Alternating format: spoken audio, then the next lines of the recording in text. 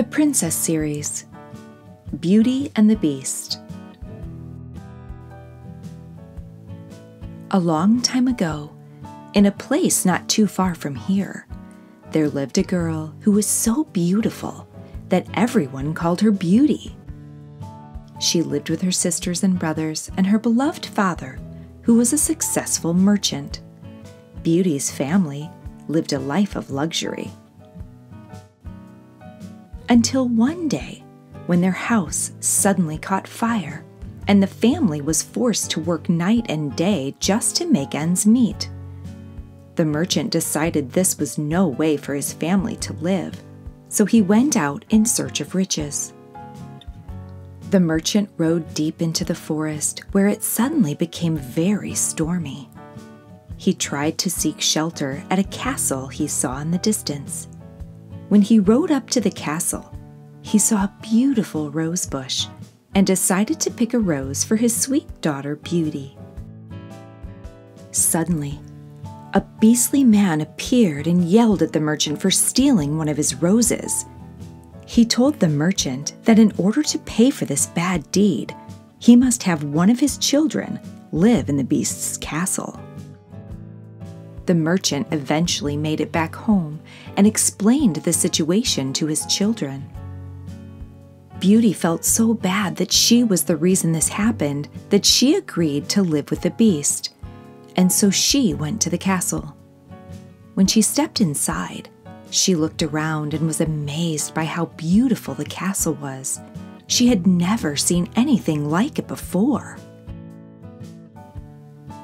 After exploring the castle, she decided to go to bed. As soon as she rested her head on the pillow, she began to cry. She missed her father and her family. She cried so much that she finally fell asleep. That night, she dreamed of a loving prince. He was the most handsome man she had ever seen. The prince told Beauty that he needed her help and that she must save him. Beauty woke up and looked for the man from her dreams everywhere in the castle, but she was unable to find him anywhere. Eventually, she made it into the dining hall where dinner was served and the beast was waiting for her. During dinner, Beauty and the Beast had a very pleasant conversation. Beauty and the Beast continued eating dinner together each night, and the more they talked, the more she began to like the Beast. Until one night when Beauty went to sleep and dreamed about the prince again. This time, the prince was crying, and he told Beauty that he was running out of time. When Beauty woke up, she was so worried about the prince that she went to search for him once again. And as before, she was unable to find him. After searching all day, she decided it must have just been another bad dream. So she went back to the dining hall to have dinner with the beast. But when Beauty arrived, the beast was not there.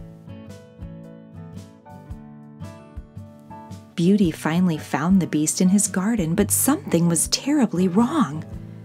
Beauty ran to the beast and wrapped her arms around him. In that moment, she realized she loved the beast, despite the way he looked. She ran her hands through his fur and cried. As she held him in her arms, she gently kissed him on the cheek. Suddenly, the beast's eyes opened. Beauty was so happy. That night, the beast asked Beauty if she would marry him, and she said yes. Suddenly, a giant banner unrolled and congratulated the couple. Beauty turned around to look at the banner, and by the time she turned back to face the beast, he was nowhere to be seen. Instead, the prince from her dreams was standing before her. She realized that the prince had been the beast all along. The prince explained that an evil witch cast a spell on him, but Beauty's love saved him. The two hugged and soon they were married. Beauty's family joined them in the castle, and they all lived happily ever after. The end.